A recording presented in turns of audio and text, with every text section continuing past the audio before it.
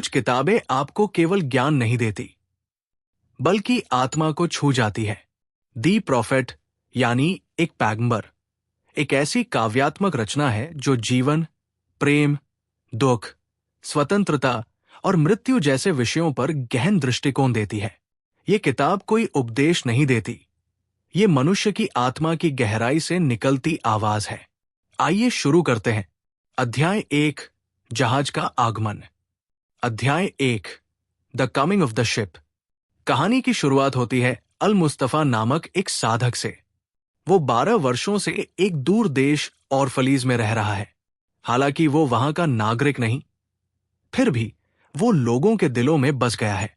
वो वहां प्रेम, शांति और ज्ञान का स्रोत बन चुका है। इंतजार का अंत। हर दिन अल मुस्तफा समुद्र की ओर देखता था, उस जहाज का इंतजार करता था जो उसे उसके देश वापस ले जाएगा। अब वो दिन आ गया है। एक जहाज वास्तव में बंदरगाह पर अब पहुंचा है। वो उसी का जहाज है और उसने अपनी आंखें बंद कर ली और आत्मा की खामोशी में प्रार्थना की।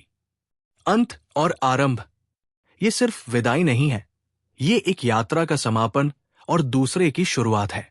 जहाज आया है, लेकिन अल मुस्तफा जानता है कि जाने से पहले उसे लोगों को कुछ देना है। वो जानता है कि उसका ज्ञान अब लोगों की धरोहर बनना चाहिए। लोगों का प्रेम। जब लोगों को पता चलता है कि अल मुस्तफा जा रहा है, तो वे दुखी हो जाते हैं। सभी लोग, बुजुर्ग, युवा, स्त्रियां और बच्चे, सुनते ही पहाड़ी की ओर दौड़ पड़ते हैं, जहां से अल मुस्तफा विदा लेने वाला है। तुम हमें छोड़ने से पहले हमें अपने सत्य का कुछ अंश दो। दिल का द्वंद्व। अल मुस्तफा के मन में खुशी और दुख का द्वंद्व है। वर्षों के प्रेम और अपनापन को छोड़ना आसान नहीं होता, पर आत्मा जानती है यात्रा जारी रहनी चाहिए। मुख्य शिक्षाएं। लाइफ लेसन्स फ्रॉम अध्याय 1। हर जीवन एक यात्रा है जिसमें आने और जाने दोनों का अपना अर्थ है। 2, विरक्ति और प्रेम साथ साथ चलते हैं। 3, सच्चा ज्ञान वह है जो बांटा जाए, संजोया नहीं जाए। 4, प्रत्येक अध्याय का अंत किसी नए अध्याय की शुरुआत होती है। अध्याय 2, प्रेम। जब अल मुस्तफा जाने के लिए तैयार था, तभी नगर की एक स्त्री अलमित्रा, जो एक कवयित्री थी, उसके पास आई और बोली, हमें प्रेम के विषय में कुछ बताओ। अल मुस्तफा ने अपनी दृष्टि लोगों पर डाली और उसने गहराई से कहा, जब प्रेम तुम्हें पुकारे, जब प्रेम तुम्हें बुलाए, तो उसके पीछे चल पड़ो, भले ही उसका रास्ता कठोर और तीखा हो। प्रेम कोमल है, लेकिन उसकी परीक्षाएं गहरी होती है। वो तुम्हें तोड़ता है, फिर संवारता है। वो तुम्हारी आत्मा को नग्न करता है ताकि तुम खुद को देख सको। प्रेम कोई सौदा नहीं करता। प्रेम न कुछ मांगता है, न ही कुछ देता है, बस वो होता है। प्रेम बंधन नहीं है, बल्कि उड़ान है। प्रेम में स्वयं को खो देना ही आत्मा की पूर्णता है। प्रेम का स्वरूप। 1, प्रेम तुम्हारा मार्गदर्शक है, लेकिन वो तुम्हें परीक्षाओं से भी गुजारता है। 2, वो तुम्हें भंग करता है ताकि तुम्हारे भीतर का प्रकाश प्रकट हो। 3, वो तुम्हें जैसे हो वैसे ही स्वीकार करता है, पर अधूरा नहीं छोड़ता। 4, वो तुम्हारी गहराई में उतरता है और तुम्हारे अंदर छुपे बीज को खिलाता है। अगर तुम प्रेम में भय से बचकर रहना चाहते हो, तो तुम हंसी और आंसू दोनों से वंचित रह जाओगे। प्रेम में स्वतंत्रता है, लेकिन समर्पण भी। 2 आत्माएं एक साथ हो सकती है, पर उनकी दूरी बनी रहे। जैसे मंदिर की 2 स्तंभें एक ही छत को थामती है, पर स्वयं खड़ी रहती है। प्रेम का मतलब है एक दूसरे के साथ चलना, लेकिन एक दूसरे पर निर्भर नहीं होना। प्रेम स्वतंत्र आत्माओं का मिलन है, न कि बंधन। अध्याय 2 की मुख्य शिक्षाएं। 1, प्रेम तुम्हें बदलता है, तोड़ता है और फिर नया बनाता है। 2, सच्चा प्रेम वही है जो मांगता नहीं, बस देता है। 3, प्रेम में दूरी का भी सम्मान है, एकता, लेकिन स्वतंत्रता के साथ। 4, प्रेम एक परीक्षा है, लेकिन जो पार करता है वही सच्चा होता है। अध्याय 3 विवाह।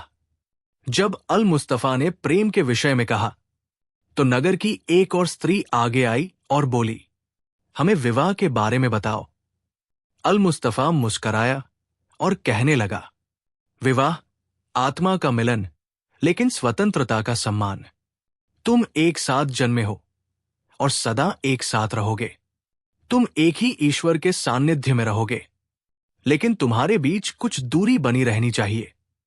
विवाह केवल शरीर का मिलन नहीं, बल्कि आत्माओं का समर्पण है।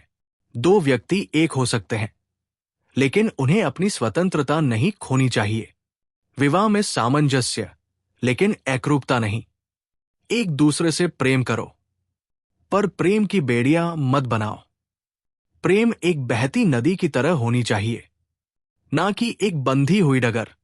जैसे मंदिर की दो स्तंभें छत को थामे रहती हैं, पर वे एक दूसरे के बहुत निकट नहीं होती, उसी प्रकार पति पत्नी को भी स्वतंत्र रहना चाहिए, पर भीतर से एकता होनी चाहिए। एक साथ रहो, लेकिन अपनी जगह समझो। तुम मिलकर गाओ, लेकिन अपने अपने सुरों में। तुम मिलकर नाचो, लेकिन अपने अपने लय में। विवाह में व्यक्तित्व की स्वतंत्रता बनी रहनी चाहिए। एक दूसरे की भावनात्मक जरूरतों का सम्मान जरूरी है, लेकिन एकरूपता की जिद नहीं। विवाह में स्थान की आवश्यकता क्यों है? एक दूसरे के प्याले भर दो, लेकिन एक ही प्याले से मत पियो।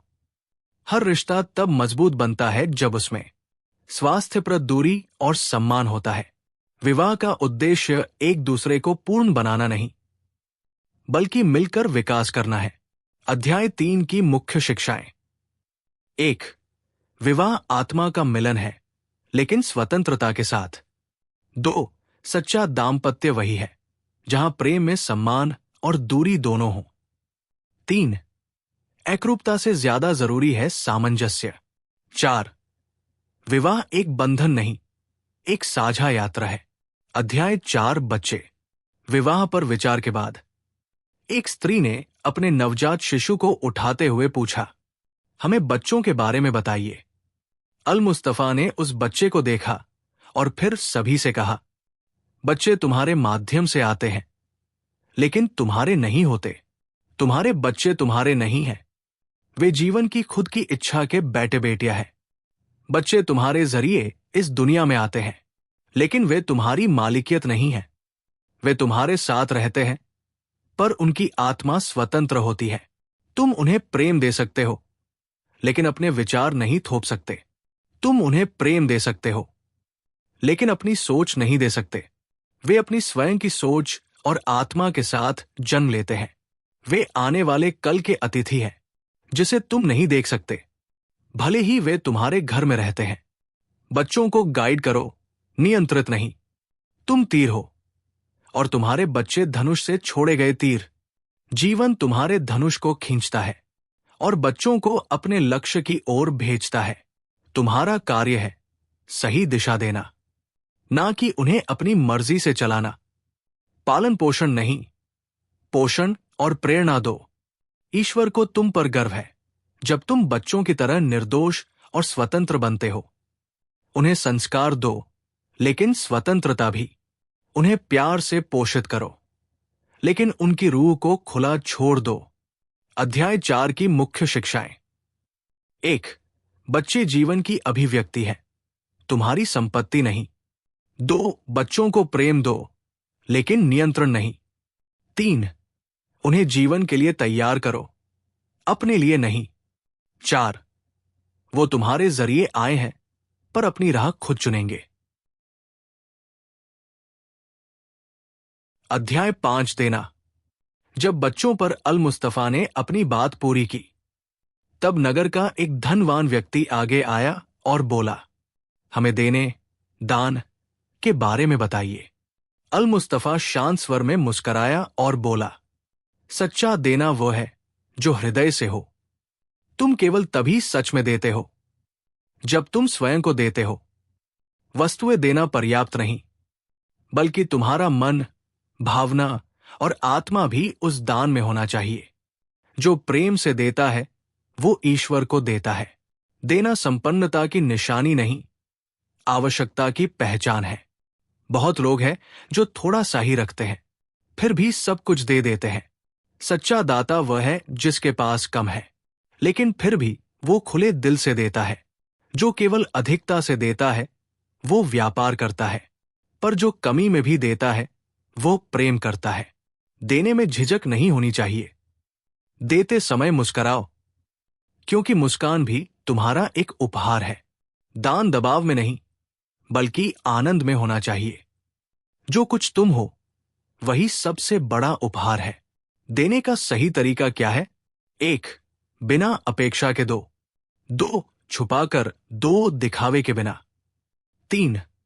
हर अवसर को देने का मौका समझो, चाहे वो समय हो, सहानुभूति हो या प्रेम। तुम्हारा बहुत कुछ नहीं है जो तुम दे सकते हो, बल्कि तुम स्वयं ही सबसे बड़ा उपहार हो। अध्याय 5 की मुख्य शिक्षाएं। 1. सच्चा दान आत्मा से होता है, सामान से नहीं। 2. देने के लिए समृद्ध नहीं, उदार हृदय चाहिए। 3. मुस्कुराहट, सहानुभूति और समय, ये सबसे मूल्यवान दान है। 4. जो बिना डर और दिखावे के देता है, वही सच में देता है। अध्याय 6 खाना और पीना। जब लोगों ने देने के महत्व को जाना, तो एक किसान आगे आया और बोला, हमें भोजन और पेय के बारे में बताइए।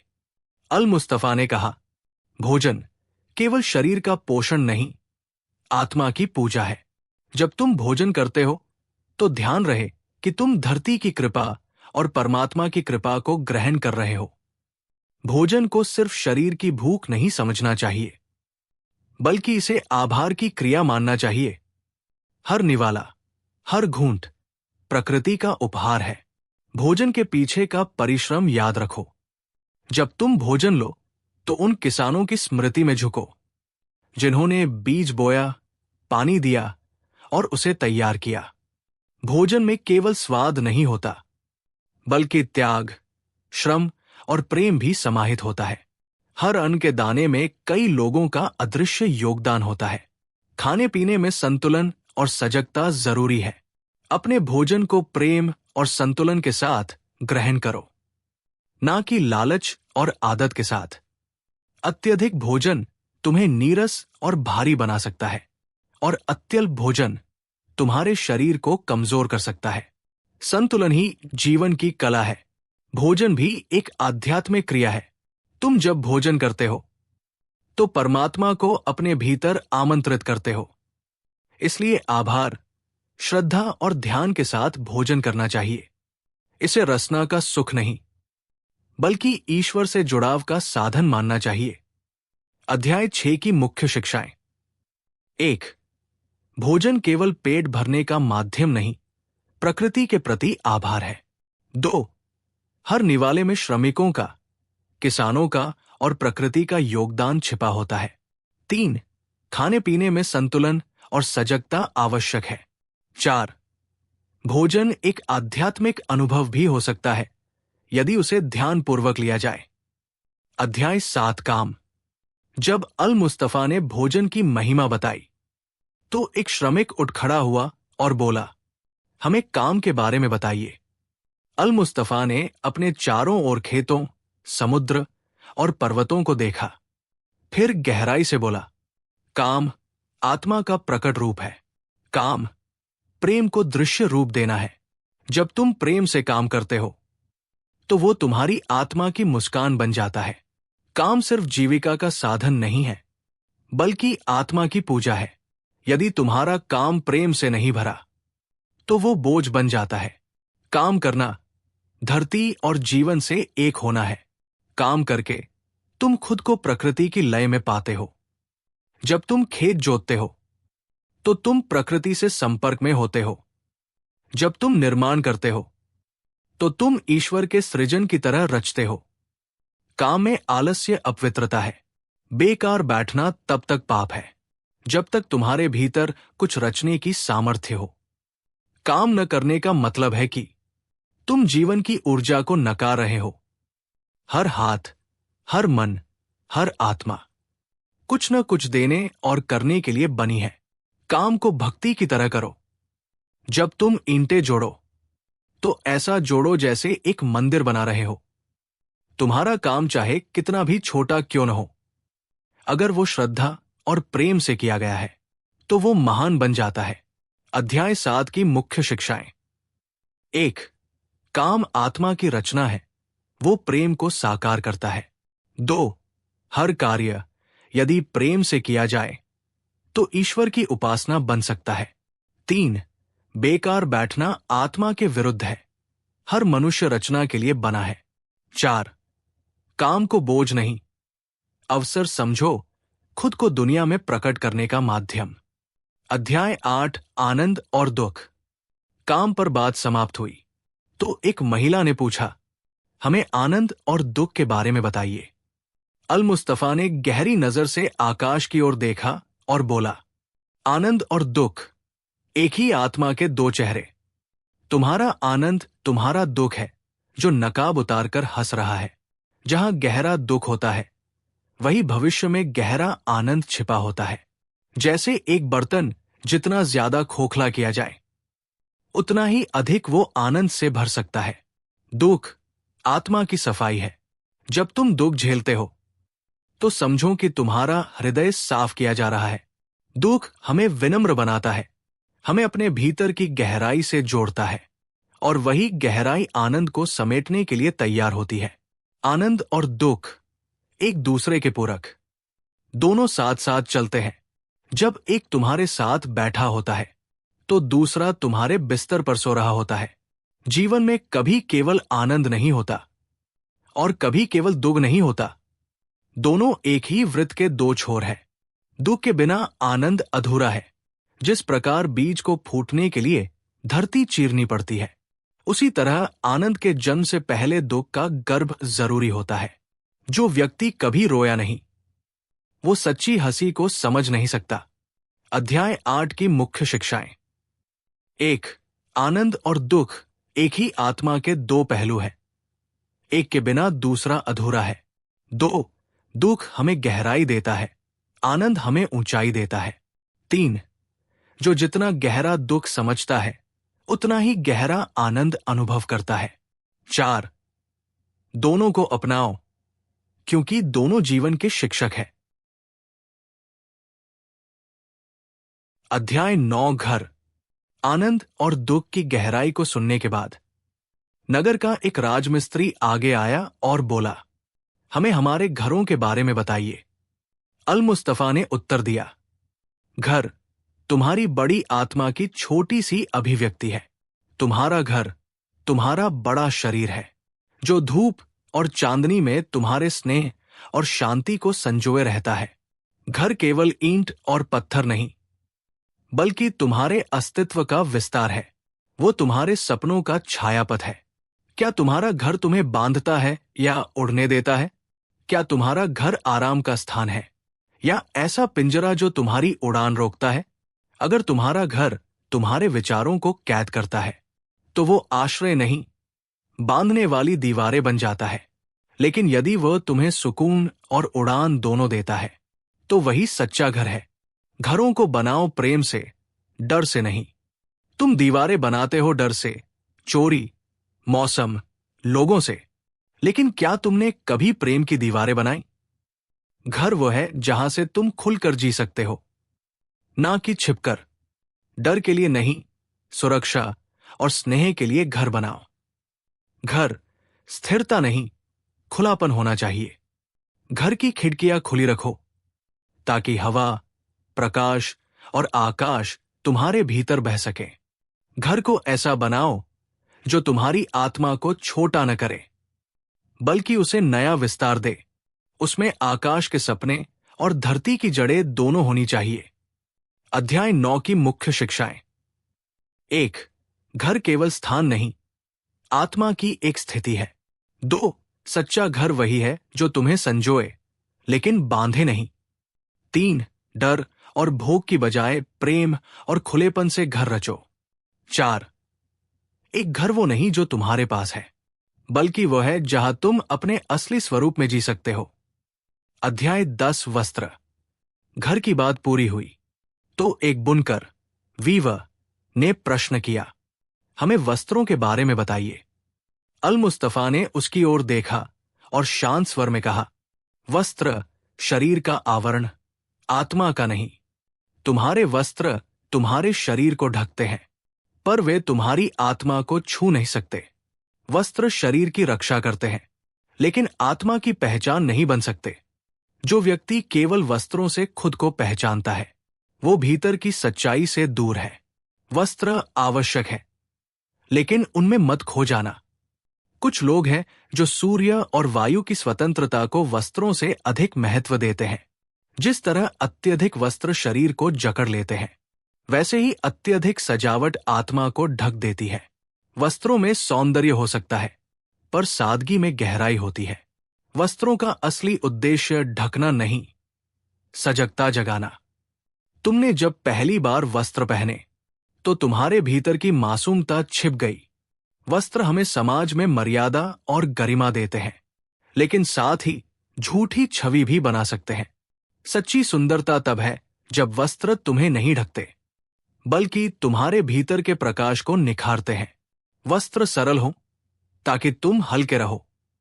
पैरों की तरह आत्मा को भी खुला चलने दो। वस्त्रों का चयन ऐसा हो कि वे आरामदायक, विनम्र और आत्मसम्मानपूर्ण हो। फैशन का पीछा करते करते अगर तुम अपनी सच्चाई खो दो, तो वस्त्रों ने तुम्हें ढक नहीं, दबाया है। अध्याय 10 की मुख्य शिक्षाएं। 1. वस्त्र शरीर के लिए है, आत्मा के लिए नहीं। 2. सादगी में गरिमा होती है और आडंबर में खोखलापन। 3. वस्त्र तुम्हें ढके, लेकिन तुम्हारी रोशनी को न छिपाए। 4. स्वस्थ, हल्के और सहज वस्त्र तुम्हारे आत्मिक विकास को सहयोग देते हैं। अध्याय 11 खरीद और बिक्री। वस्त्रों की बात खत्म होते ही फिर एक व्यापारी आगे आया और बोला, हमें खरीदारी और व्यापार के बारे में बताइए। अल मुस्तफा मुस्कुराया और कहा, व्यापार केवल लाभ नहीं, सेवा भी है। जब तुम वस्तुएं खरीदते या बेचते हो, तो ऐसा मत सोचो कि ये केवल लेन देन है। ये तुम्हारे श्रम का आदान प्रदान है।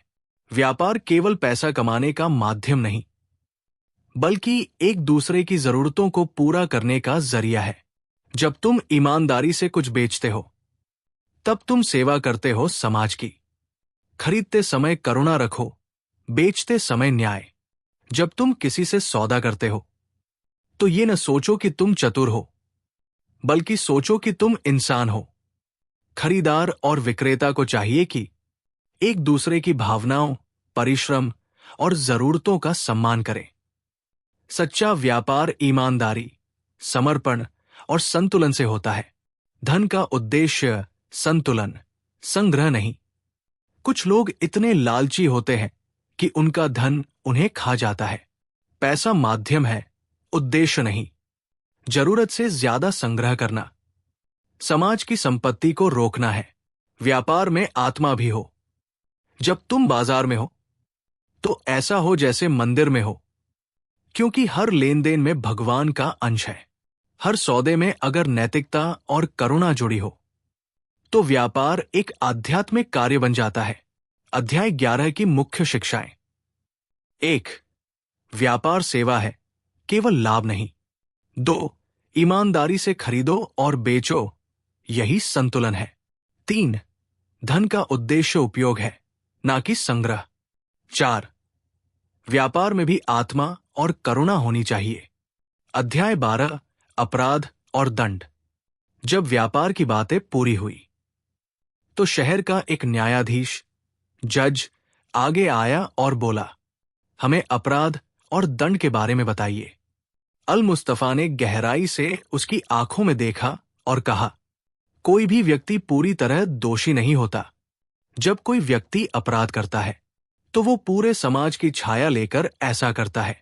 अपराध एक व्यक्ति की गलती जरूर होती है, लेकिन समाज का सामूहिक दर्पण भी होता है।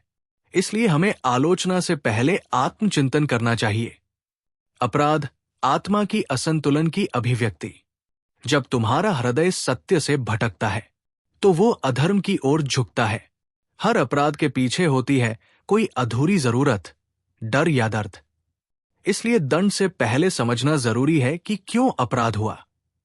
दंड का उद्देश्य बदला नहीं, सुधार होना चाहिए।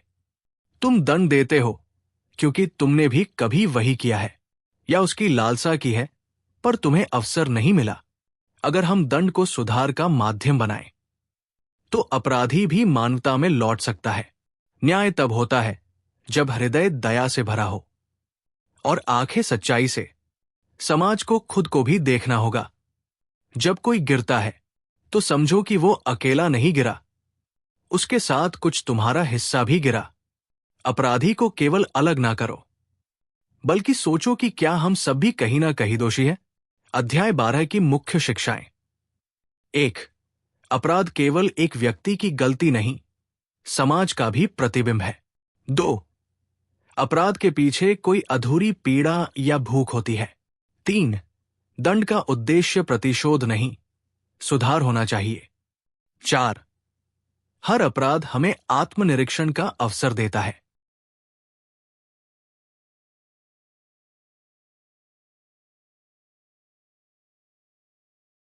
अध्याय 13 कानून।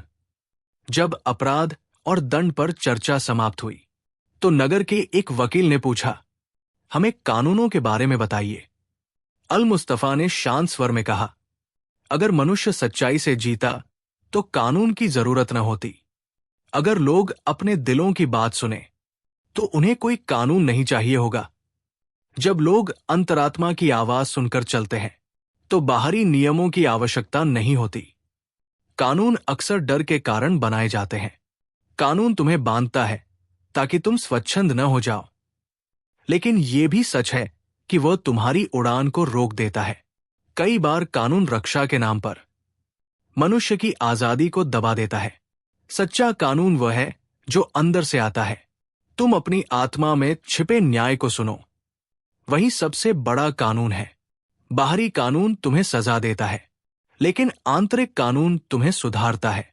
कानून को बदलने की भी जरूरत होती है। तुम जिस समाज में जीते हो उसकी आत्मा के साथ साथ कानून को भी बढ़ना चाहिए। यदि समाज आगे बढ़े और कानून वही रहे तो अन्याय जन्म लेता है। अध्याय 13 की मुख्य शिक्षाएं। 1. सच्चे इंसान को बाहरी कानून की जरूरत नहीं होती। 2. कानून कभी कभी इंसान की स्वतंत्रता को बाधित करता है। 3. अंदर की आवाज, आत्मा ही सबसे बड़ा न्याय है। 4. समय के साथ कानूनों को भी इवॉल्व करना चाहिए। अध्याय 14 स्वतंत्रता। कानून की चर्चा पूरी होने पर एक युवा आत्मा खड़ी हुई और बोली, हमें स्वतंत्रता के बारे में बताइए। अल मुस्तफा ने उसकी आंखों में झांका और कहा, स्वतंत्रता कोई बाहरी चीज नहीं, ये तुम्हारे भीतर है। तुम कहते हो कि तुम स्वतंत्र होना चाहते हो, लेकिन अपने ही बंधनों को तुमने प्यार का नाम दे रखा है। लोग अक्सर दूसरों को दोष देते हैं, समाज, सरकार या रीति रिवाजों को, जबकि असली गुलामी हमारी आदतों, लालसाओं और डर में होती है। आंतरिक स्वतंत्रता सबसे बड़ी स्वतंत्रता है। तुम तभी स्वतंत्र हो सकते हो जब तुम्हारे विचार और इच्छाएं तुम्हारे सेवक बने, स्वामी नहीं। अगर तुम अपने क्रोध, लालच, ईर्ष्या और वासनाओं के गुलाम हो तो दुनिया की कोई शक्ति तुम्हें आजाद नहीं कर सकती। स्वतंत्रता कोई उपहार नहीं, ये एक जिम्मेदारी है। स्वतंत्रता केवल अधिकार नहीं है, बल्कि ये स्वयं पर शासन करने की योग्यता है। सच्ची स्वतंत्रता का मतलब है आत्मनियंत्रण, विवेक और प्रेम से जीना। स्वतंत्रता में अकेलापन भी होता है। तुम्हारी सबसे बड़ी स्वतंत्रता तब प्रकट होती है जब तुम सबसे अलग खड़े होते हो और फिर भी डरते नहीं। सच्चे स्वतंत्र लोग भीड़ में नहीं खोते, बल्कि वे खुद की रोशनी से रास्ता बनाते हैं। अध्याय 14 की मुख्य शिक्षाएं। 1. सच्ची स्वतंत्रता बाहर नहीं, तुम्हारे भीतर है। 2. अपने मन पर नियंत्रण ही सबसे बड़ा लिबरेशन है। 3. स्वतंत्रता अधिकार नहीं, एक जिम्मेदारी है। 4. स्वतंत्र होने का अर्थ है अकेले खड़े होने का साहस रखना। अध्याय 15 तर्क और भावना। स्वतंत्रता पर चर्चा के बाद एक विद्वान ने प्रश्न किया, हमें तर्क, रीजन और भावना, पैशन के बारे में बताइए। अल मुस्तफा ने मुस्कुराकर कहा, तर्क और भावना दो पंख है आत्मा के उड़ने के लिए। तुम्हारा मन तुम्हारी तर्क शक्ति का घर है और तुम्हारा दिल तुम्हारी भावना का घर। जैसे पंछी को उड़ने के लिए दोनों पंख चाहिए, वैसे ही जीवन में संतुलन के लिए तर्क और भावना दोनों जरूरी है। तर्क मार्ग दिखाता है, भावना गति देती है। तर्क तुम्हें सोचने की दिशा देता है और भावना तुम्हें आगे बढ़ने की प्रेरणा। तर्क दिमाग का दीपक है, लेकिन भावना हृदय की अग्नि है। दोनों में सामंजस्य ही सार्थक जीवन की कुंजी है। अगर भावना हो बिना तर्क के तो आग में जलोगे, अगर तर्क हो बिना भावना के तो बर्फ बन जाओगे। तुम्हारी आत्मा तब संपूर्ण होती है जब दोनों साथ चलते हैं। न तो भावना तर्क को दबाए, नहीं तर्क भावना को कुचल दे। अगर हम केवल भावना से चलें तो अंधे उत्साह में भटक सकते हैं, और अगर केवल तर्क से चलें तो निष्ठुर और ठंडे हो जाते हैं। तर्क और भावना मिलकर जीवन को समृद्ध बनाते हैं। तर्क तुम्हारे शब्दों को आकार देता है, पर भावना उन्हें जीवन देती है। निर्णयों में तर्क का प्रयोग करो, लेकिन जीवन को जीने में भावना को बहने दो। अध्याय 15 की मुख्य शिक्षाएं। 1. तर्क और भावना आत्मा के दो पंख हैं, दोनों आवश्यक है। 2. तर्क सोचने की दिशा देता है, भावना जीवन की ऊर्जा। 3. केवल भावना या केवल तर्क, दोनों ही संतुलन तोड़ते हैं। 4. सफल जीवन का रहस्य है तर्क और भावना का संतुलन। अध्याय 16 पीड़ा। तर्क और भावना की चर्चा के बाद एक महिला ने नम आंखों से पूछा, हमें पीड़ा के बारे में बताइए। अल मुस्तफा ने उसकी पीड़ा को महसूस करते हुए कहा, पीड़ा तुम्हारे भीतर की परतों को तोड़ती है ताकि प्रकाश प्रवेश कर सके। तुम्हारी पीड़ा तुम्हारी समझ का टूटना है। जब तुम्हारे विचार, उम्मीदें या सपने टूटते हैं तो तुम्हारे भीतर से एक गहराई निकलती है जो पहले अदृश्य थी। पीड़ा आत्मा का जागरण है, ठीक वैसे ही जैसे फल का बीज फटकर नई जान को जन्म देता है, वैसे ही तुम्हारी आत्मा पीड़ा में खिलती है। हम अक्सर सोचते हैं कि पीड़ा सिर्फ नुकसान है, लेकिन गिब्रान कहते हैं, यही पीड़ा तुम्हें आत्मज्ञान की ओर ले जाती है। पीड़ा को नकारो मत, उसे समझो। तुम्हारी सबसे बड़ी पीड़ा तुम्हारे भीतर की सबसे गहरी समझ बन सकती है। जो लोग पीड़ा से भागते हैं वे खुद से भागते हैं, लेकिन जो लोग पीड़ा को स्वीकार करते हैं वे भीतर से और मजबूत बनते हैं। पीड़ा तुम्हारे दिल का दीपक है। दुख तुम्हारे हृदय में जो जलन है वही तुम्हें गर्मी भी देती है। मानवता की गर्मी, संवेदना की आग। जिस इंसान ने कभी गहराई से पीड़ा को जाना है वही दूसरों के आंसू समझ सकता है। अध्याय 16 की मुख्य शिक्षाएं। 1. पीड़ा आत्मा के जागरण का माध्यम है। 2. जब कुछ टूटता है तब भीतर कुछ गहराता है। 3. पीड़ा से भागो मत, उसे समझो और सीखो। 4. दुखी तुम्हें दूसरों से जोड़ने वाली संवेदना देता है। अध्याय 17 आत्मज्ञान। पीड़ा पर चर्चा के बाद एक और व्यक्ति ने सिर झुकाकर पूछा, हमें आत्मज्ञान के बारे में बताइए। अल मुस्तफा ने शांत स्वर में कहा, तुम अपने आप को जानना चाहते हो, लेकिन क्या तुम खुद के आईने को देखने का साहस रखते हो? तुम अपने भीतर की गहराई में झांको, क्योंकि वही सच्चा ज्ञान छिपा है। आत्मज्ञान का मतलब है अपनी अच्छाइयों और कमजोरियों दोनों को देखना। तुम अपनी ही आत्मा के महासागर हो। तुम्हारा दिल वो सागर है जिसकी सतह पर तुम सिर्फ लहरें देखते हो, पर गहराई में सच्चाई छिपी है। लोग अक्सर बाहर की दुनिया को जानने में व्यस्त रहते हैं, लेकिन सच्चा साहस है खुद के भीतर उतरना। खुद को जानना खुदा को जानना है। जो अपने को जानता है वो सृष्टि की आत्मा को जानता है। जब तुम अपने विचारों, भावनाओं और इच्छाओं को निरपेक्ष रूप से देखना सीखते हो, तब तुम स्वानुभव से परम सत्य को छूते हो। ध्यान और मौन आत्मज्ञान के द्वार है। अपने भीतर उतरने के लिए तुम्हें मौन की जरूरत है, न कि शोर शराबे की। जब तुम बाहर की दुनिया से हटकर भीतर की आवाज को सुनते हो, तभी आत्मज्ञान संभव होता है। अध्याय 17 की मुख्य शिक्षाएं। 1. आत्मज्ञान का मतलब है खुद की पूरी सच्चाई को स्वीकारना। 2. तुम्हारे भीतर ही सबसे बड़ा ब्रह्मांड छिपा है। 3. मौन, ध्यान और स्वीकृति से ही आत्मज्ञान होता है। 4. जो स्वयं को जान लेता है वो जीवन के रहस्य को जान लेता है। अध्याय 18 शिक्षा। आत्मज्ञान पर चर्चा के बाद एक युवक ने उत्सुकता से पूछा, हमें शिक्षा के बारे में बताइए। अल मुस्तफा ने गहराई से उत्तर दिया, सच्ची शिक्षा वो नहीं जो शब्दों में दी जाए, बल्कि वह जो आत्मा को छू जाए। कोई भी तुम्हें वो नहीं सिखा सकता जो पहले से तुम्हारी आत्मा की भोर में नहीं जाग चुका हो।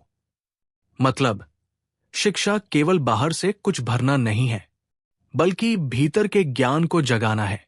शिक्षक सिर्फ दीपक जला सकता है, तेल तुम्हारे भीतर से आता है।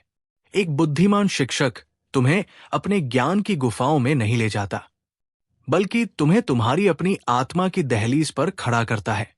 शिक्षा का उद्देश्य है तुम्हें खुद पर विश्वास दिलाना, ना कि किसी और के ज्ञान पर निर्भर बनाना। सीखना तब होता है जब तुम खुद खोजने लगते हो। अगर शिक्षक किसान है तो विद्यार्थी एक बीज है।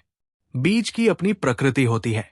शिक्षक केवल मिट्टी, पानी और धूप देता है। सच्चा शिक्षण है ज्ञान देने के बजाय खोज की चिंगारी जगाना। ज्ञान दिमाग से नहीं, दिल से दिया जाता है। तुम अपने शिक्षक के शब्दों को याद रख सकते हो, पर अगर वे तुम्हारे दिल तक नहीं पहुंचे तो वो शिक्षा नहीं, केवल सूचना है।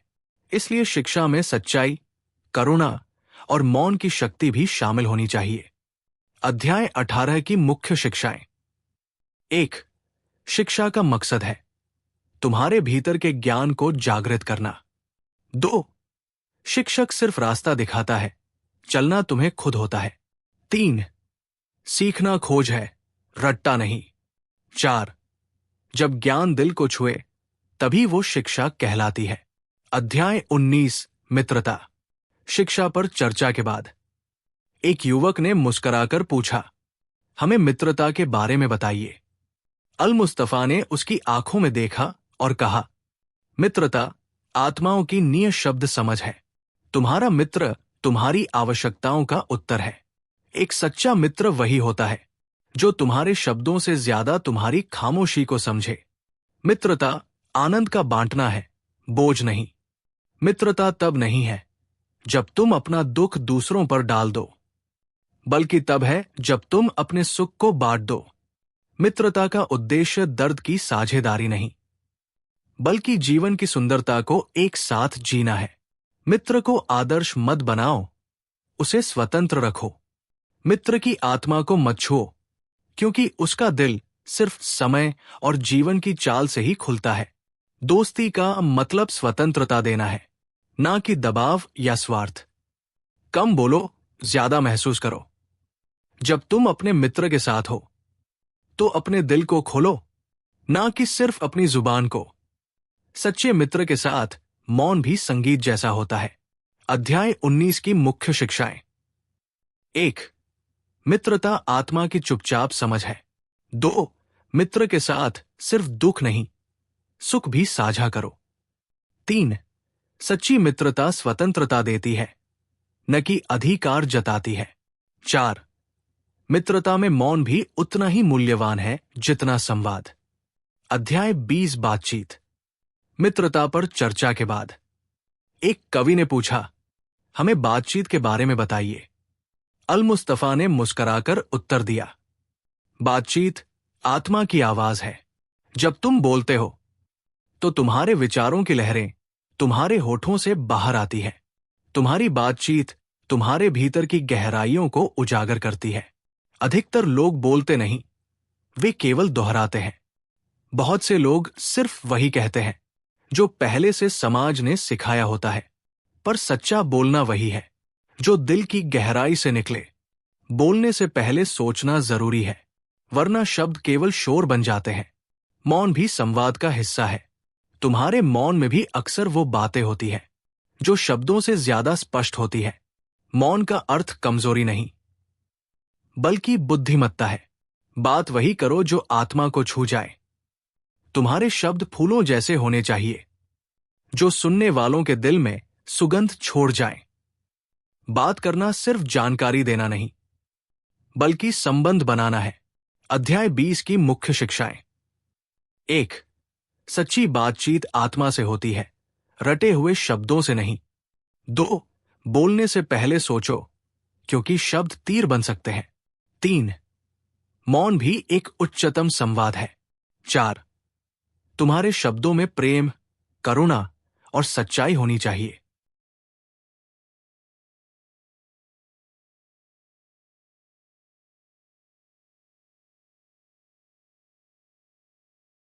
अध्याय 21 समय। बातचीत पर चर्चा के बाद एक वृद्ध किसान ने मुस्कुराकर पूछा, हमें समय के बारे में बताइए। अल मुस्तफा ने आकाश की ओर देखा और गहराई से कहा, समय को घड़ी की सुइयों में मत बांधो। तुम समय को घड़ी में मापते हो, पर अनंतता को कोई माप नहीं सकता।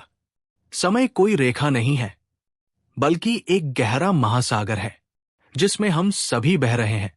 अतीत और भविष्य सिर्फ मन की कल्पना है। कल और आज एक ही सांस में रहते हैं, जैसे बीज में फूल छिपा होता है। जो पल अभी है वही जीवन है, बाकी सब बस भ्रम है। समय को मारने की कोशिश जीवन को खो देने जैसा है। तुम कहते हो समय बिताना है, पर असल में समय नहीं बीतता, तुम खुद बीतते हो। हर क्षण जीवन का एक कीमती टुकड़ा है। हर समय में ईश्वर की सांस है। तुम्हारा आज ईश्वर का कल था, और तुम्हारा कल ईश्वर की योजना है। समय केवल घटने वाली घटनाएं नहीं, बल्कि आत्मिक विकास की यात्रा है। अध्याय 21 की मुख्य शिक्षाएं। 1. समय को केवल घड़ी से मत मापो, उसे जियो। 2. वर्तमान ही सच्चा है, अतीत और भविष्य मन के भ्रम है। 3. हर पल की कीमत समझो, समय को बर्बाद करना जीवन को खोना है। 4. समय ईश्वर का उपहार है, उसका सम्मान करो। अध्याय 22 अच्छा और बुरा। समय पर बात के बाद फिर एक न्यायप्रिय व्यक्ति ने पूछा, हमें भलाई और बुराई के बारे में बताइए। अल मुस्तफा थोड़ी देर शांत रहे, फिर बोले, तुम में भला और बुरा दोनों रहते हैं। तुम भले हो जब तुम एक साथ और गहराई से बोलते हो, पर तुम बुरे नहीं हो जब तुम चुप रहकर गिर जाते हो। इंसान में दोनों प्रवृत्तियां हैं, जैसे अंधकार और प्रकाश साथ रहते हैं। बुराई भलाई से भटकी हुई भलाई है। बुराई केवल एक भूखा व्यक्ति है जो भूख में गलती कर बैठता है। बुरे कर्म अक्सर समझ की कमी या पीड़ा का परिणाम होते हैं। भले लोग दयालु होते हैं, न्यायप्रिय नहीं। भले लोग दया करते हैं, बुरा कहने या सजा देने में व्यस्त नहीं रहते। जो सच में अच्छा है वो दूसरों को भी उठाता है, ना कि उन्हें नीचा दिखाता है। आग भी प्रकाश देती है और जला भी सकती है। जिस तरह आग से खाना पकता है और वही आग घर जला सकती है, उसी तरह तुम्हारे भीतर की ऊर्जा भलाई भी बन सकती है और बुराई भी। तुम्हारा उद्देश्य है सचेत रहना, ताकि तुम अपनी ऊर्जा को सही दिशा में लगाओ। अध्याय 22 की मुख्य शिक्षाएं। 1. हर इंसान में भला और बुरा दोनों होते हैं। 2. बुराई अक्सर भटकती हुई भलाई होती है। 3. सच्चे भले लोग दया करते हैं, दूसरों को जज नहीं करते। 4. तुम्हारी चेतना ही तय करती है तुम्हारा कर्म कैसा होगा। अध्याय 23 प्रार्थना। अच्छाई और बुराई पर चर्चा के बाद एक पुजारी ने हाथ जोड़कर निवेदन किया, हमें प्रार्थना के बारे में बताइए। अल मुस्तफा ने अपने हृदय में झांका और कहा, प्रार्थना मांग नहीं, आत्मा का संवाद है। तुम प्रार्थना तब नहीं करते जब तुम घुटनों पर होते हो, बल्कि तब करते हो जब तुम अपने दिल में झुकते हो। सच्ची प्रार्थना शब्दों में नहीं, बल्कि भावना और समर्पण में होती है। जब तुम दुख में हो, तब तुम्हारी आत्मा गहराई से पुकारती है। तुम अधिकतर दुख में प्रार्थना करते हो, पर क्यों न तुम आनंद में भी ईश्वर को पुकारो। ईश्वर को केवल मांगने वाला नहीं, बल्कि धन्यवाद देने वाला बनो। प्रार्थना ईश्वर को बदलने का माध्यम नहीं, स्वयं को रूपांतरित करने का माध्यम है। ईश्वर तुम्हारे शब्दों से नहीं, तुम्हारे मौन और सच्चाई से प्रभावित होता है। जब तुम सच्चे हो, तब हर श्वास एक प्रार्थना बन जाती है। प्रार्थना कोई क्रिया नहीं, एक अवस्था है। जब तुम प्रेम करते हो, वो भी प्रार्थना है। जब तुम क्षमा करते हो, वो भी प्रार्थना है। हर करुणा, हर अच्छाई एक मौन प्रार्थना है। अध्याय 23 की मुख्य शिक्षाएं। 1. प्रार्थना केवल शब्दों से नहीं, हृदय से होती है। 2. केवल दुख में नहीं, सुख में भी प्रार्थना करो। 3. प्रार्थना ईश्वर को नहीं, तुम्हें बदलती है। 4. हर सच्चा कर्म, प्रेम, क्षमा, सेवा एक प्रार्थना है। अध्याय 24 आनंद। प्रार्थना पर चिंतन के बाद एक युवा ने मुस्कुराते हुए पूछा, हमें आनंद के बारे में बताइए। अल मुस्तफा ने गहराई से उसकी आंखों में देखा और कहा, आनंद तुम्हारा गीत है, आत्मा की प्रसन्नता है। आनंद वो आजादी है जिसमें आत्मा अपने पंख फैलाती है। जब तुम आनंद लेते हो, तब तुम अपने सत्य और प्रकृति के सबसे करीब होते हो। आनंद डर से नहीं, समर्पण से आता है। तुम अक्सर आनंद से डरते हो, जैसे वो तुम्हें नियंत्रित कर लेगा। आनंद को दमन मत करो, बल्कि उसमें प्रेम और संतुलन खोजो। सच्चा आनंद आत्मा की स्वीकृति है। तुम्हारा आनंद तुम्हारी रोजमर्रा की छोटी छोटी बातों में छिपा होता है, जैसे फूलों की सुगंध, हवा की छुअन। हर पल में सौंदर्य है, जरूरत है उसे देख पाने की। जो आनंद में खुद को खोता है, वही खुद को पाता है। जब तुम पूर्ण रूप से हंसते हो, तब तुम ईश्वर के निकट होते हो। ईश्वर मुस्कुराहट में भी रहता है, न केवल ध्यान और तपस्या में। अध्याय 24 की मुख्य शिक्षाएं। 1. आनंद आत्मा का पंख है, उसे उड़ने दो। 2. आनंद से डरो मत, उसका स्वागत करो। 3. हर दिन की साधारण चीजों में भी आनंद छिपा है। 4. सच्चा आनंद आत्मा को ईश्वर से जोड़ता है।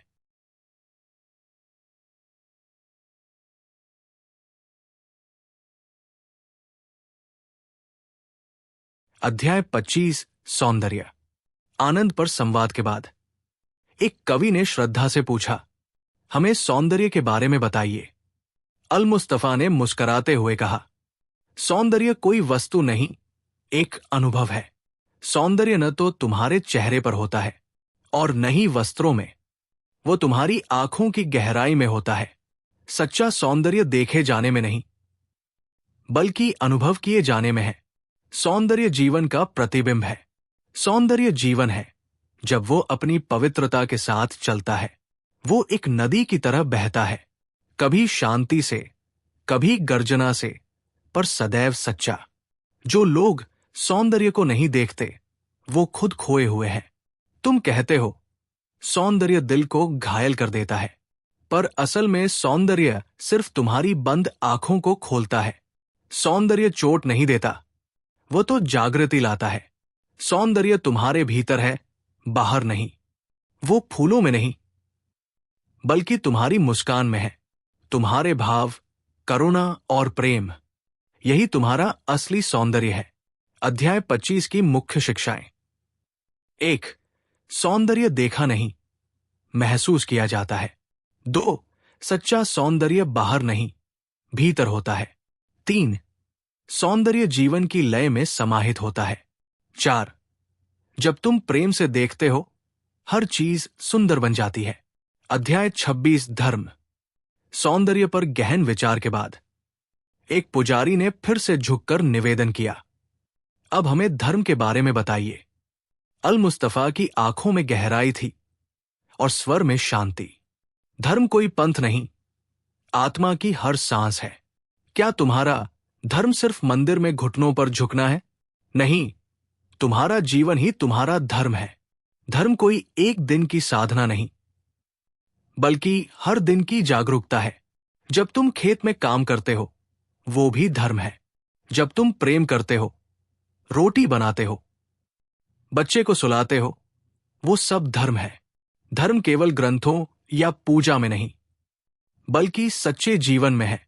धर्म को सीमाओं में मत बांधो, वो तुम्हारे भीतर जलती हुई लौ है। ईश्वर को खोजने के लिए बाहर मत देखो, वो तो तुम्हारे भीतर धड़क रहा है।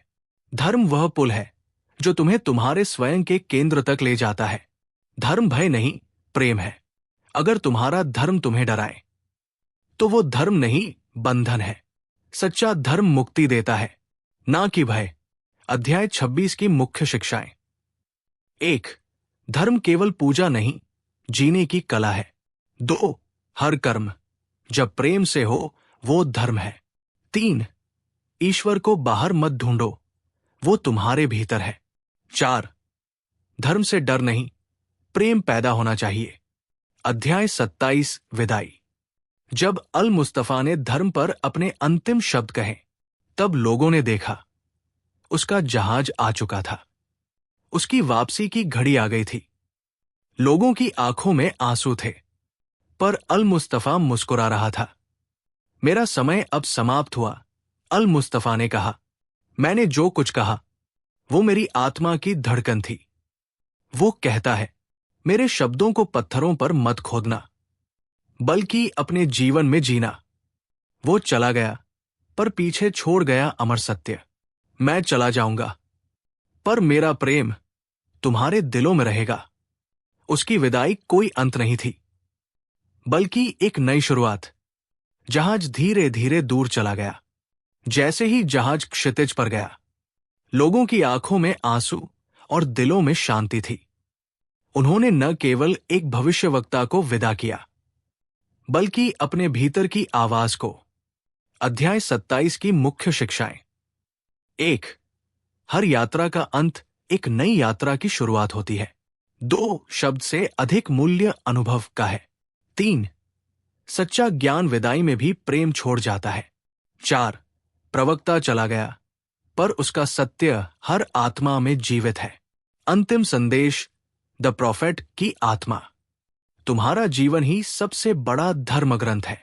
प्रेम, करुणा, मौन और समर्पण, यही उसका पाठ है। अगर आपको खलील गिब्रन की ये गूढ़ और आत्मा को छू लेने वाली बातें पसंद आईं, तो इस वीडियो को जरूर लाइक करें, शेयर करें और हमारे चैनल बुक सुनो को सब्सक्राइब करें, क्योंकि हम लाते हैं वो ज्ञान जो किताबों से आत्मा तक पहुंचता है।